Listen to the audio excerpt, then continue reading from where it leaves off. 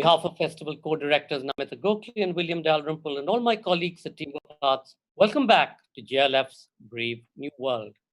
Those of you who missed our earlier session today, Vikram Chandra, the sacred and the profane in conversation with Devapriya Roy, and all of our other sessions with Peter Pan, Margaret Atwood, Coram Toybin, Paul Muldoon, Barkhat Dutt, Shobha Day, Anubhav Sinha, and so many others. You can catch these on Facebook at JLF Lit Fest or on our YouTube channel, JLF Lit Fest, JLF Lit Fest, Jaipur Lit Fest JLF. Our official radio partner is Red FM, Bajate Raho. Our next session today is the Sari, Mukulika Banerjee and Malika Verma in conversation, introduced by Rta Kapur Chishti. A session that explores the beauty, adaptability, and fluidity of India's most iconic garment. Writer and anthropologist Mukulika Banerjee has co-authored The Sari. Malika Verma has spearheaded The Sari, an anthropology of drape. Together, they speak of their relationship and connection with the sari and its timeless history. Rta Kapur Chishti, who is a recognized textile scholar, co-author and editor of Saris, Tradition Beyond, covering 15 states, the previously published Saris of India volumes on Madhya Pradesh, Bihar, and West Bengal, as well as handcrafted Indian textiles, Tradition and Beyond, with Martha Singh and Rahul Jain. She's also collaborated with the Daksha Sheth Dance Company to deliver and develop the dance theatre production titled Sari. Though the sari is essentially a contemporary garment, as it is always capable of recreation, it does emerge from an underlying aesthetic which needs to be understood to take it further. Though its numerous drapes, which go far beyond the 108 documented in Sari's Tradition and Beyond, published in 2010 with Roli Books by us, in which we look at various forms the sari actually takes. It looks like anything from an unstitched pair of shorts to a long or short dress, to a pair of pantaloons, or even a gown. For instance, any sari of any material cannot be appropriate for any specific wearing style, as a light or heavy cotton, a cotton silk mix, a light silk or a heavy silk will drape entirely differently around the body. And thus, the very structure of a woven sari and its natural raw materials determines its appropriateness for a wearing style. If we are going to show the body, I always say, let's do it in style. And that style is what we have to evolve. Yet, and if you combine it with a pair of leggings, let's do it hopefully in winter, in the 2 months where it is possible to combine, and rather than the 10 months of warm to hot weather. I will end with a quote from Martha Singh, which you always used to love, which went, the more you know, we realize, the less we know, and let's stand by that. Thank you, Rita, for giving us that perspective. And I'm sorry that some of that, the audio was problematic, but thank you so much. We're delighted to welcome Mukulika Banerjee, the inaugural director of the LSE London School of Economics South Asia Centre, an associate professor in social anthropology at the London School of Economics and Political Science. Her publications include Why India Votes, The Pathan Unarmed, and The Sari, and as editor, Muslim Portraits. She's currently completing a monograph entitled Cultivating Democracy based on 15 years of research in rural India. Malika Verma engaged with India's evolving design languages. Her work intersects craft, cultural identity, and aesthetics. A vocal advocate for India's design and craft communities, she's the founder of Border and Fall, a strategic and creative agency shifting perceptions of made in India. In 2017, she created and produced the Sari series, an anthology of drape, a digital cultural documentation of India's regional sari drapes. In case any of you drop off due to bandwidth issues, you can find us on our YouTube channel, Jaipur Litfest JLF. And of course, remember, if we drop off, just hang in there. We'll be right back on Facebook. Ladies and gentlemen, the Sari, Mukulika Banerjee, and Malika Verma in conversation. Over to you, Mukulika. Thank you, Shanjay. Welcome, everyone. What Malika and I thought we'd do is both of us have a very keen interest in the sari and its stories. So we're going to start by talking about how we came to it and why the roots of our obsession. So Malika, do you want to tell everyone a little bit about Bordered Fall, about the extraordinary short films in the sari stories? Sure, absolutely. Thank you. So nice to be in conversation, and thank you to the JLF team for having us both. So Border and Fall essentially is a creative and strategic agency that started about 10 years ago at this point, and we work very closely with a number of brands focused on a made in India narrative, where our tagline is very much about shifting perceptions of made in India. And what that means is looking at forward-looking narratives that are very much rooted in where we came from. And so the Sari series is derived very much from that. It's a nonprofit undertaking of Border and Falls. It was released in October 2017 with lead patronage of Good Earth and a number of other stakeholders. And the idea was essentially to look at a digital anthology of the Sari drapes by documenting through short film the regional drapes of India. And in order to do so, we engaged Rta Kapur Chishti, who just gave the introduction, and her incredible team, who have spent the last 2 decades documenting this through their work. And so the idea was to look at a conversation of the future by documenting and making the past accessible. And so one of the sort of lead questions or lead questionings that led to this project was this continual conversation of in an urban context in India, why aren't women wearing the sari? And so for us, it became quite clear that, I think, and I still stand by this, I think women aren't wearing the saris because generally in urban contexts is because there's been no innovation really in the sari since, let's say, the 1800s, when the blouse and the petticoat were introduced during the Victorian era. And since then, of course, there's been multiple changes in terms of textile, mill production, non-matching blouses, but generally we've stayed within very much the same silhouette, the navy drape, whether it's Indira Gandhi, whether it's you're a politician or in Bollywood, you're seeing it very much in the same silhouette. And so the question very much to us was, what can a sari look like on an urban Indian woman today, or on an urban woman today?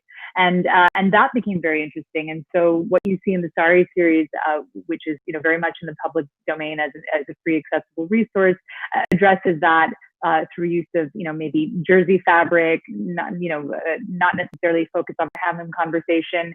And till date, we've because it's been 2.5 years, I've been fortunate to see the growth of that digitally. It's been viewed over 1 million times till date, and been very well accepted on Instagram with a lively hashtag, hashtag the Sari series. And so I think that has been, time has told the story of how that has spread, and we've been, one voice of a few, including yourself, working to discuss the Sari. So hopefully that gives a little bit of context. But I know you've been involved, of course, in your own way. You've written a wonderful book a while ago with your own sort of viewpoints. I'd love to hear a little bit about that. So I think it's one of the first things that we tried to do in in discussing the Sari in the book called The Sari. My co-author, Daniel Miller, and I pointed to something that is fairly obvious to any sari wearer or anyone who lives in a context where saris are worn habitually, how completely unlike a stitched garment it is. It's asymmetric to start with, which I see that, Malika, you've created asymmetry in your clothing today, reminiscent of what the sari does. And the fact that so what you present to the world, it's asymmetric, it's a piece of fabric that you fashion into clothing, but the woman is completely in charge of how she drapes it, what she does with it. And as one of our informants, as anthropologists, of course, we talked to women all over India when we did this research. And one of them said to us, she said, wearing a sari is like having a conversation with it all day. It's not like wearing a pair of trousers and a shirt. or even the shalwar kameez, because the entire day you're negotiating your way. It's almost as if the sari has a life of its own. So that's why we call it the lived garment, right? So you can use it and it becomes something that the woman controls to present herself in the different roles that she's presenting to the world. So she could be a commuter and therefore has to tuck the pallu into her waist and keep herself compact. She might get to work and then have to assert authority. So we talk about the power sari, how you can overpower a meeting of alpha males by just walking in a sari, and shifting the balance of equation there. Or you might have to come home and on the way back, have to pick up shopping, come home, do some housework, and you need to tame this unruly lived garment that seems to pull off in its own direction. So I think the conversation about draping styles and the essence of what the sari is as a garment is something that is really worth thinking about, because it's so completely unique as clothing anywhere in the world. So that was, so I think that, so the fact that you're innovating and bringing back the past, so to speak, into the future of empowering women almost to say that, look, hang on, you can make this garment work for you. You don't have to drape it in the way that your moms did. There are different ways in which you can wear it much more like a dhoti, so you have much greater mobility, or that you don't need to have your pallu flying, making you vulnerable to getting it jammed indoors or under, sitting in a swivel chair in a sari is a nightmare because your sari keeps getting caught in it. There are ways in which you need to, you can take ownership of it again. And I think that's where your sari series has been so utterly empowering. Well, thank you. I think just to add to that, and I'm wearing a drape from Orissa right now, and so the textile and everything, the color just changes the way things can look. And my point is that there are drapes that are documented, can be documented and very much rooted in, let's say, rural draping, which was had a particular utility or reason. But for me, the most exciting thing of the project, and I said this when someone asked what would be the greatest outcome, is to see people inventing their own drapes. To see people saying, hey, this drape, we've seen people say, this is on a 9-yard sari. I don't have a 9-yard sari, but I'm going to try it with 5. Or you know what?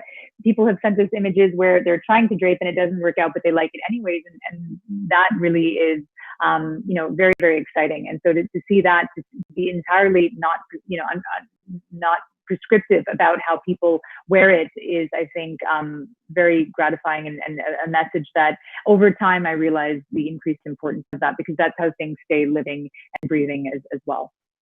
Yeah, I mean, it's interesting that you mentioned urban India in your opening remarks, and very much the perception all of us have is somehow that the sari in urban India, in a certain demographic, the most visible demographic, the one that travels abroad or is seen in the metropolitan cities, is wearing the sari less and less. There's a danger of it going the kimono way. It becomes the ceremonial dress that you wear at Diwali or wear at a wedding rather than one that you wear to work. It's interesting when we began to do this, because we were working with this perception, of course, like everyone else. When we started to do the research, and this was way back in 2002 when we were doing the research, and it's sort of still vindicated now, that if you look at beyond the middle class demographic that most of us belong to, who would read a book in English, for instance, a large number of Indian women choose to continue to wear the sari. And recently, while we are doing this JLF session by online because of the pandemic has thrown up images of women in the sari in unprecedented ways, right? So we've all of us have been witness to images of workers from cities going back to their villages, literally on the roads, at bus stops, at railway stations. And looking at those images, I could not help but marvel yet again. These women who work in construction or domestic work, or in small SMEs, these are people who also inhabit urban India. And all those women on those hundreds of kilometers that they were walking were still in their saris. So this idea that the sari is somehow an impractical garment, that you can't walk and run in, it impedes movement, is clearly one of perception and experience. And like we said in the book, it's a little bit like driving a car. You learn to drive it, but you really get good at it the more you do it. So you can learn to drape a sari and try one of the many styles, say, on your website, but you really become a mistress of that style the more you do it, and then you begin to get that comfort level. For sure. And I think it's also a case that, the loudest voice is the one that's heard. And I think for any of us who wear the sari on a regular basis, no one would say that it's difficult to put on. I think I related, if you had to look at a level of ease, it's akin to, I'd say, braiding hair. Braiding hair for someone who's never braided hair before looks incredibly difficult. And the first time it's just feels very foreign, but braiding hair is not, at the end of the day, or making a bun, right? A nice bun. And so no one's talking about a French braid or anything fancy, but I think contextualizing it is important. And I think that ease really comes by exploring it. And I think one of the things, I don't wear a petticoat with my saris anymore. And I think that's been actually one of the most liberating things, that over the years, when I've had discussions with a number of women who are trying on the saris, that actually is a very liberating thing. I think the era of the slip in general, whether it's under a dress or a skirt or of course, that era is kind of gone from a lot of us. And similarly, I think there's a lot of fear about things just falling off, right? And it's perpetuated by those who that's that one horror story that kind of my sari fell off, or it's like kids. You think all of them are screaming, crying on the plane, but for every kid doing that, there's 15 of them sitting absolutely quietly, right? And doing nothing. You just never notice. And so I think for me, what's been really liberating, and what I've seen in a lot of women, is losing the petticoat, which again was only introduced during, to emulate, sort of Victorian dress, which is why our nannies and all had, all the ruffles under their petticoats. And so doing away with that entirely is a very different experience with the sari. The tensions on the body feel just much more manageable, much more responsive. Like you were saying earlier, you're negotiating all day, but instead of having this singular string tied very tightly around you, if for any of us have worn sarongs or whatnot, where it's knotted, you generally feel that ease and tightening, and don't worry about it. So yeah, that's you're absolutely right. It is a garment that I think it gets more of a bad rep in terms of difficulty of wearing it than is merited. And the only way to get over it is just to do it, right? And I certainly found absolutely. All the research that I've been doing for the last 20 years or so has been in rural Bengal, where it gets very hot, it gets very wet, and people prefer to, a lot of women, like you said, don't wear a petticoat. I think almost everywhere they do wear a blouse. But what I found very particularly striking was to contrast the conversations that, say, one of my friends in the village where I go back to every year, and friends in Delhi would say, oh, it's impractical, it gets caught, it's uncomfortable to move, versus my friends who are paddy farmers, right? Who need to be able to negotiate multiple audiences when they are, and multiple jobs when they're wearing a sari. So they leave the village with their sari looking as you would expect it to look. But the moment you enter a paddy field with 2 feet of standing water, if you are in any other clothing, you're going to get your clothes wet. Whereas with the sari, the fact that you can just lift it up and tuck it into your waistband, do whatever work you have to do in the field, and then come back. And then, of course, there are other social norms that you're also catering to. It's not just about functionality. you can't walk back into the main village lane with your sari hitched up. Legs are a no-no in India, as we know, in large parts. So you can lower your sari. And what they were saying is that, how can I ever wear a shalwar kameez? Because a shalwar kameez would be so impractical in this kind of, the shalwar would get wet. How would I negotiate it? So in a sense, it's almost as if the unstitched nature of it and the draped nature of it allowed women to inhabit the multiple roles that women are expected to inhabit on a daily basis, regardless of where they live and what they do. And so, in fact, we rather cheekily, I think, but I think convincingly showed in the book that, people say, oh, it looks so traditional, it's so antiquated. And we ran with that idea and actually landed up, having done the research, to say the sari is actually the quintessential modern garment. It is modern because it gives the woman agency. It doesn't fix her look. It allows her to be different people through the day that she is expected to. And if modernity is about being able to be different kinds of selves through the day, then this is the garment for you. So I think that was our conclusion, and it's very encouraging. Since the book came out in 2003, it's been very encouraging to see, I would say, a revival in younger people wearing the sari more than they certainly did 20 years ago. And I think the kind of work that you guys are doing at Border and Fall is precisely the kind of thing to shed that constraining petticoat, to pair it, the whole innovation with blouses that has happened in the last 5 years. And I think celebrities, Bollywood stars have been very good with this, because they have made the sari, made it attractive again. They've made people fall in love with it again, because they're innovating. And that's kind of where things are likely to move in the future, would you say? Absolutely. I think, you made a few good points. I think, first of all, as a rectangular unstitched piece of cloth, it truly, therefore, becomes infinite in possibilities. And so that is really the power and the genius of it, which therefore encompasses past, present, and future possibilities.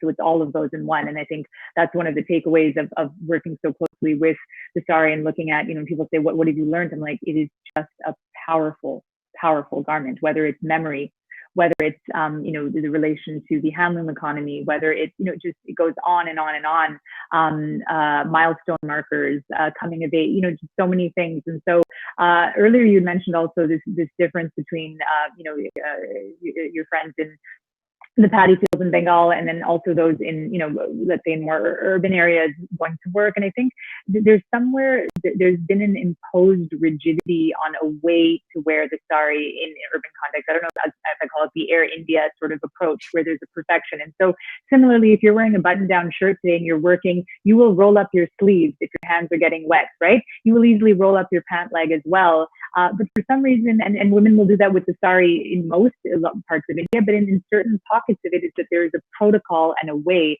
And I've been based in India for 14 years now, but grew up in Montreal in Canada. So have that privilege of having seen sort of the NRI approach, which is very prescriptive and very, you match your blouse, your bindi, your churis, everything. And if your hem is not perfectly aligned all around with the perfect piece, there's just, you've lost the plot.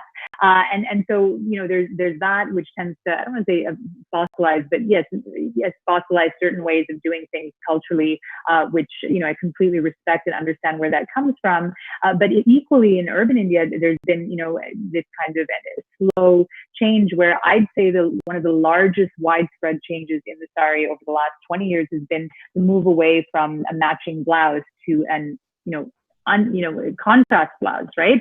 That's been the mass sort of trickle down effect on it. But not wearing a blouse or wearing, something else, or not wearing a petticoat, that is yet to happen. And so I think back to, a lot of the public ambassadors of India are those ones who end up traveling. There's a literacy, English, and all that, which have their own problems of why that is the way it is. But the fact is, I think that there is not just a responsibility, but an opportunity within that to embrace and show India being very different. I mean, just as an example, the V&A had a Fabric of India exhibit. It was one of the largest exhibits on textile in India. It was a few years ago, and many of us who had been involved in it in different capacities went to the opening, and we were all, from India, very excited that, there's this exhibition focused on India and on textile. And we got to the opening, and those of us from India had to, and we were asked what we were wearing, and people were saying, that's from India?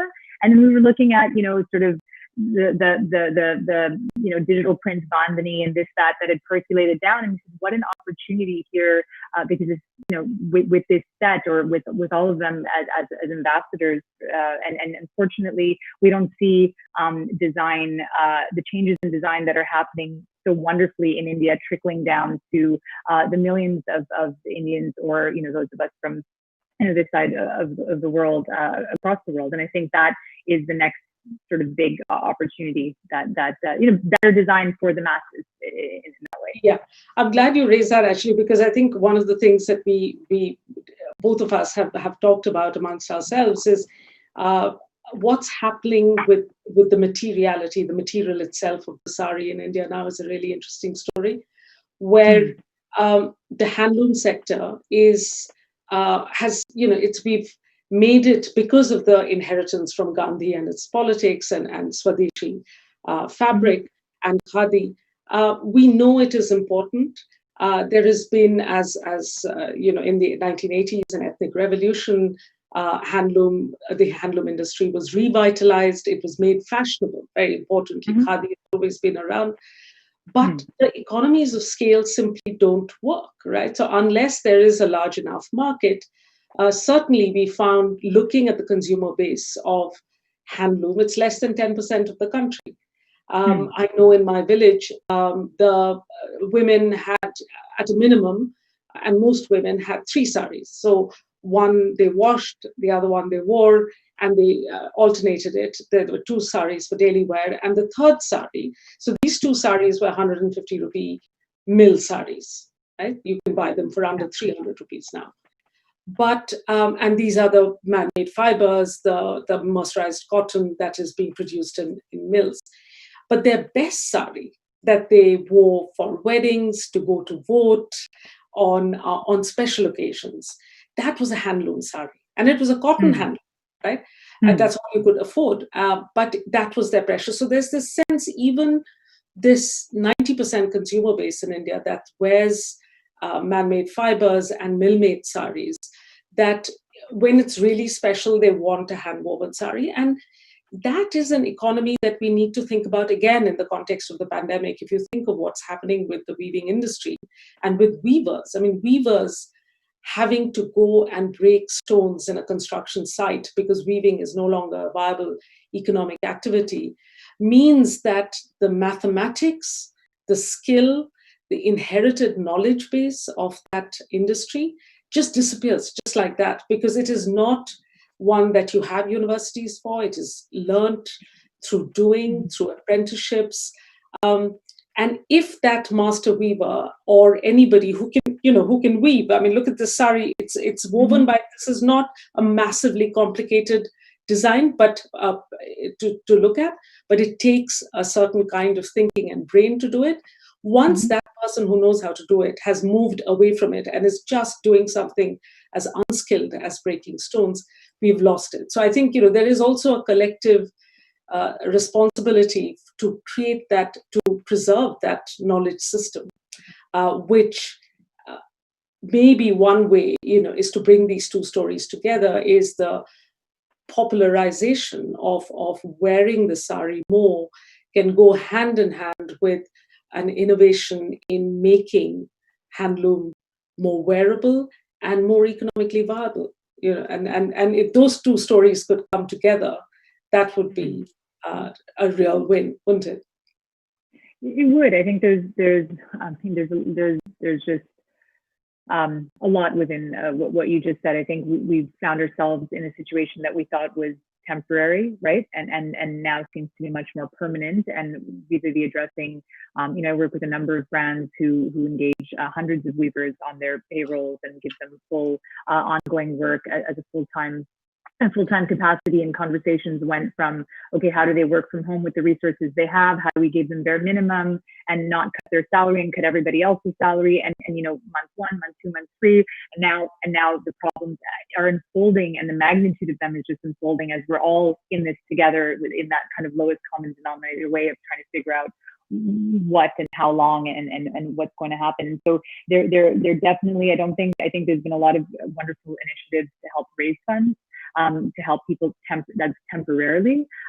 What happens in the long term in terms of production, certainly by popularizing the sari, and that's something that's entirely at the agency of the woman or the man who's wearing it to be able to do. And I think there's still that gap, and which is much more long term. So I think on the craft front, not just in weaving, but across many aspects of those who made their livelihood based on the craft economy, there are much bigger, deeper discussions, and more immediate term solutions would need to kind of be looked at, I think, to temporarily, but kind of tide that over. So it still seems like there's not a clear, direct answer, but there's certainly a lot of scope.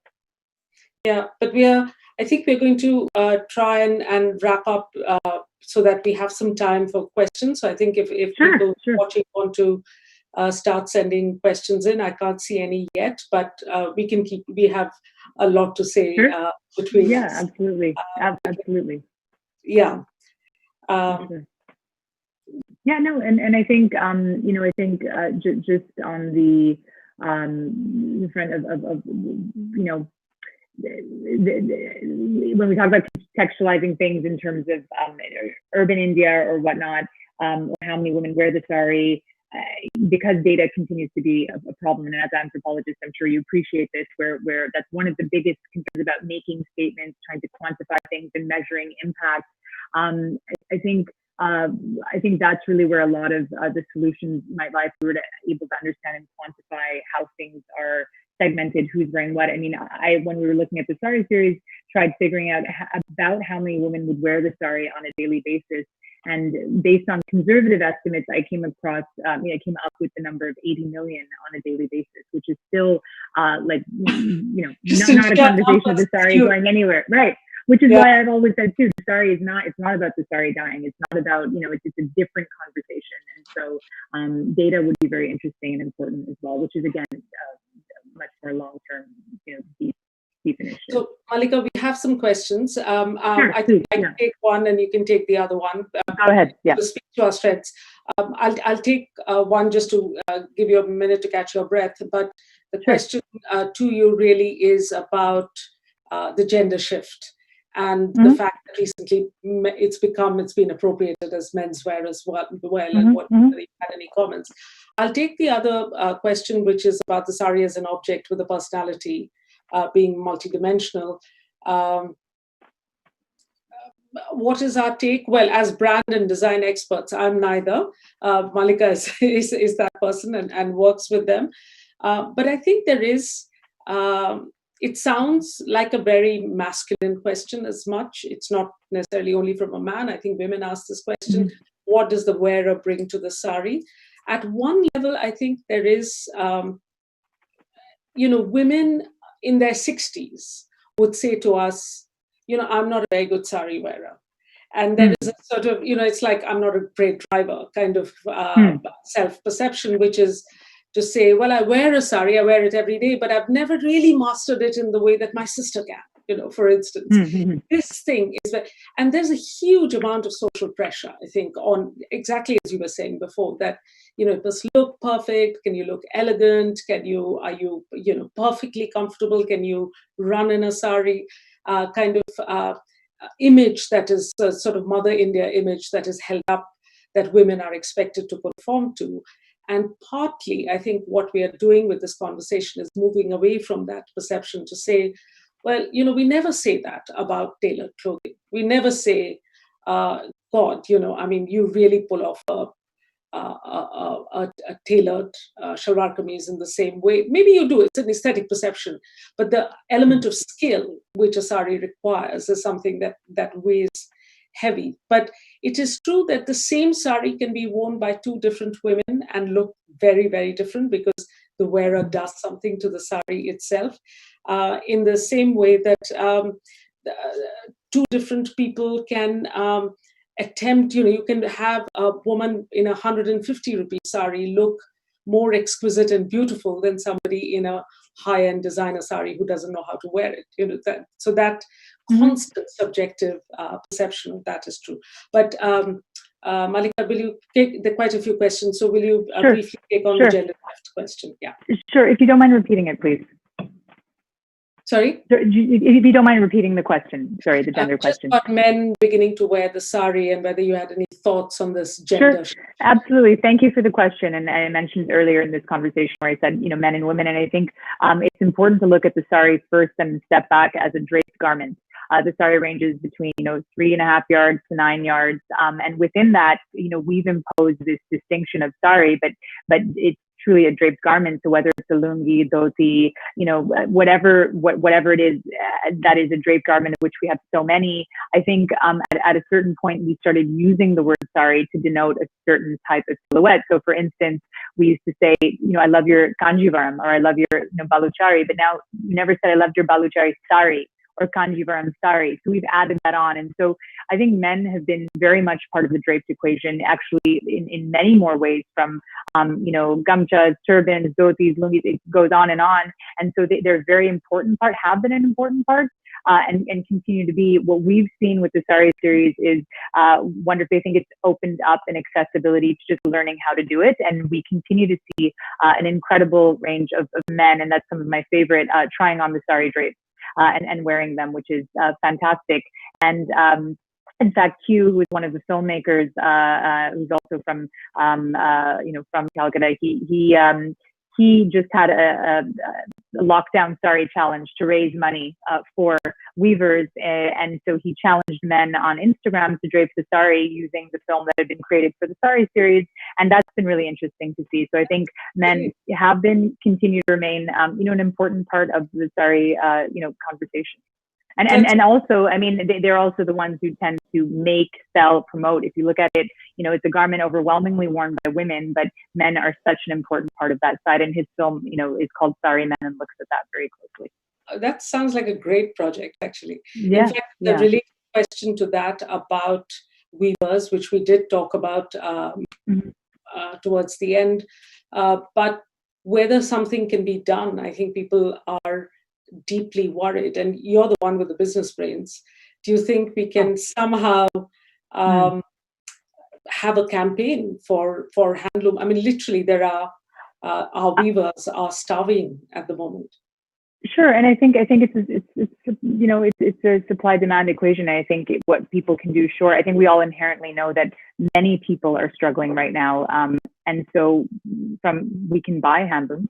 We can we can continue to, keep the demand, if not increase it, sustain it, which is very difficult because suddenly the weddings you're buying for, the this, that have all gone out. So I would say continue to buy, and that translates. I mean, and like I said, if one can in the interim support financially directly, then that's wonderful, or through organizations who are raising money directly with 100% of proceeds going. But that isn't a long-term solution, as we all know. And people don't want that on the receiving end of aid, they want to be able largely to work and earn. And so I think the important thing is to keep, as we know, people stay in craft or in work if they're continuously occupied. Being continuously engaged on your loom is one of the most important things. Similarly, we need to get to a point where we can have them, reason to be on the loom, which is from, I think, like I said, just consuming as well.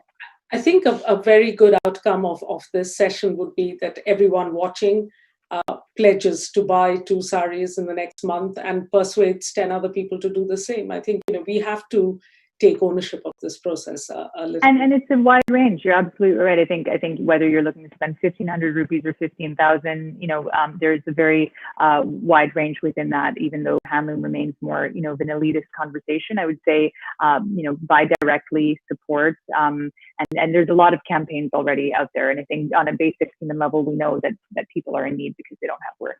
Yeah, there are a couple more questions, and then there's a final question from one of the festival directors, which both of us must answer, Malika, but we'll do it at the end. Namitaji has a question, but there are two questions. I think I'll attempt at answering one and part of the second, and you can do the second one yourself as well.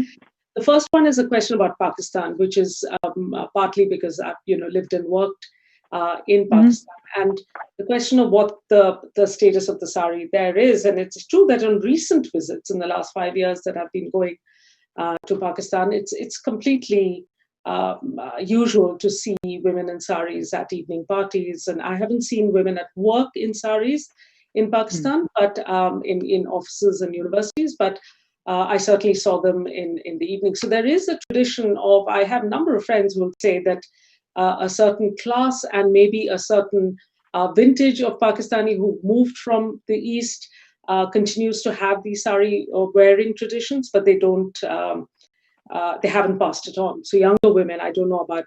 Now, somewhere in all of this story, I wanted to pick up on this discussion because somewhere in this story, the shalwar kameez has become Islamic dress and the sari isn't, and and so on. And it's a very bizarre issue because there is actually nothing in the provenance of either garment that associates it with any religion. Where I work in Bengal, all the women I was talking about are all Muslim, and it would be absurd to say that they should be wearing something else. You wear regionally there is some, of course, the sari is not worn in all parts of India. India is a very wide and varied space. So I think we'll have to leave it at that. And I'll briefly answer the second question, and Malika, you must take it too, about what has Bollywood stars wearing the sari done to the sari, right? Has it made it a glamorous item of clothing that you wear on the red carpet rather than something that you wear on buses and go to work and teach in universities and go to office in? And all I can say is that two things. One is just from personal experience. For 30 years that I've lived in the UK, I teach at LSE. I wear a sari to work at least twice a month. It rains a lot in Britain, which ruins saris, but I tend to wear them. And I know it's hard, but doing the escalators and the tube stations and commuting in a sari in London is a challenge. But I think it's worth doing, and I'm hoping that a lot of younger women say, "Oh my goodness, you wore this sari at 8 a.m. and it's already 10 o'clock at night and you want to say," so I think it's a sense of people feeling empowered enough to do it. But with the Bollywood celebrities, I think the fact that they made it, they want, there was a phase when everybody wore these gowns and they wore these dresses for red carpet openings. And the fact that they don't do now is somehow there's a new pride in, oh, look, we have our own glamour culture has come back. So it's a little bit like, what you wear at a fashion show is not what you wear in real life, but it sets trends. And I think it has that effect. I don't know whether you agree, Malika. Well, I agree that Bollywood still remains one of the if not the largest media vehicle for mouthpiece of India, and so certainly by Bollywood stars wearing it, and there is a validation that the public sees, and that's wonderful. Is there more that can be done? Are there more opportunities, whether it's through drape or experimentation? Sure, but the fact that it's still there is wonderful. And important. But that being said, I think, when we looked in our research at the kind of icons that come to mind when you think about the sari, Indira Gandhi still rung clear across generations very much. And so that's also, I think, very interesting to note as well. Okay, so I think we're kind of out of time. I'm sorry, there was a question about who are the Kamala Devi Chattopadhyayas of modern era. And I think there are plenty. I mean, they're not iconic in the same way because these were big names. They were part of the nationalist movement. There was a nationalist fervor in setting up the Crafts Council or KVIC and so on. But there are a lot of of people out there doing fantastic work. And in social media times, there is no excuse not to find them. So hopefully, people will go out and look for the new Kamala Devis of India today. So final question from Namita Gokhale. What are your favorite regional saris, your personal favorite, Malika? Regional saris in terms of textiles. I am or you can do drape, I can do textile. Why don't we do it like that? Sure. I mean, for me, it's easy. I mean, I'm partial to those owned by my nanny's well-worn suti saris. I think those, just that soft, Bengal cotton. That's something that I'm very partial to. Drape-wise, I drape my own. I wear it shorter. I wear it in a way that works for me. So I found that comfort zone. I certainly love this drape, the one from Rta, and there's so many more, so it's hard to say. It's like, picking your favorite. It's truly favorite within an infinite buffet of wonderful choices. So thankfully, we don't have the need to pick. But in terms of weave, I'm also very partial to Tangelia from Gujarat. I think it's an extraordinary weave, and we don't see enough of it. So very, very partial to that as well. Go ahead, Mukulika. I'm going to be very predictable, as a Bengali woman, and having had a Bengali mother who I saw her in nothing but a sari all her life. I think summer, it's very season oriented as well. For a hot Delhi summer, nothing like a Bengal cotton, but without starch. I think starch makes it really quite 100%. Uncomfortable. But also Rajasthan kota. I think kota in hot summers are wonderful. In the winter, I would say, you can't beat Banarasi silks or indeed Kanchipuram. So styles, I'm now inspired by your website, and I'm going to go off and try some of these other styles which look empowering. And I really urge everyone listening, watching, to please go and check the website out and have a go yourselves. Thank you very much. Okay. Over to Sanjay. Thank you. Thank you both so much. That was absolutely fascinating. And it takes me back, Mukulika, 20 years when we first released the Sari book at the distillery or wherever it was. Truman Brewery in London. Sanjay organized. That's right. Great Arc exhibition, incredible. And the one thing that perhaps both of you didn't quite touch upon is the fact that the sari drapes on the Indian woman's figure the best and allows you to reveal or conceal as you wish, using the garment, as both of you talked about. And thank you for that. And yes, there's been a number of schemes, in fact, even as we speak, which have been going around, buy two saris, keep the weaving community alive. Vimor, which is the organization from where Mrs. Gandhi used to buy her saris, and of course Sonia Gandhi also buys her saris, Pavitra, etc. They're continuing to work to revive many of the stitching patterns and getting people to buy it. So I do hope everybody out there will go out and buy, most importantly, hand-woven. And again, what we forget when you buy a hand-woven sari, I get so many people asking, especially in Benares, why is this so expensive? Remember, it takes 3 months of intense labor of trying to create this masterpiece, which of course earlier used to go as part of a trousseau, but can now become a piece of inheritance that you pass on. So that whatever it is, it still doesn't value the work that the artisan or the weaver or the dyer or the person who spun the yarn, etc., all collectively put together.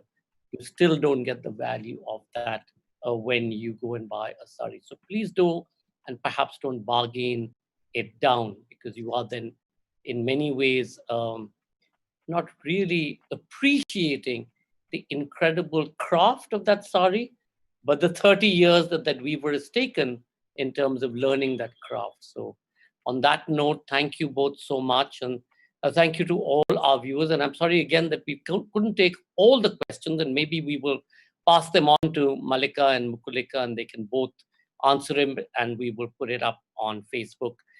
Thank you to our official radio partners, Red FM, Bajate Raho. And please do remember to log in on Friday, the 3rd of July for another set of great sessions. We start with Artificial Intelligence and Human Rights, Toby Walsh in conversation with Jaspreet Bindra. Are we sleepwalking into the intelligence future? Professor of Artificial Intelligence, Toby Walsh, examines the impact of AI on the uncertain present and fast evolving future, where AI applications are embedded in every aspect of human life, and discusses the need for strategic thinking to protect and promote human rights in the context of new technologies. And this is at 7 p.m. Indian Standard Time, 2:30 p.m. British Summer Time, and 9:30 a.m. Eastern Daylight Time. And the second session on Wednesday, the 3rd of July, will be Women and Work. Lakshmi Puri and Pragya Tiwari in conversation on the Indian women's participation in the workplace as it's decreasing with the pandemic creating further fault lines. A rebalance of the workforce could help kickstart economic growth and also pay social dividends. This will be at 8:30 p.m. Indian Standard Time, 4 p.m. British Summer Time, and 11 a.m. Eastern Daylight Time. See you all on Friday the 3rd at 8:30 p.m. Have a great week.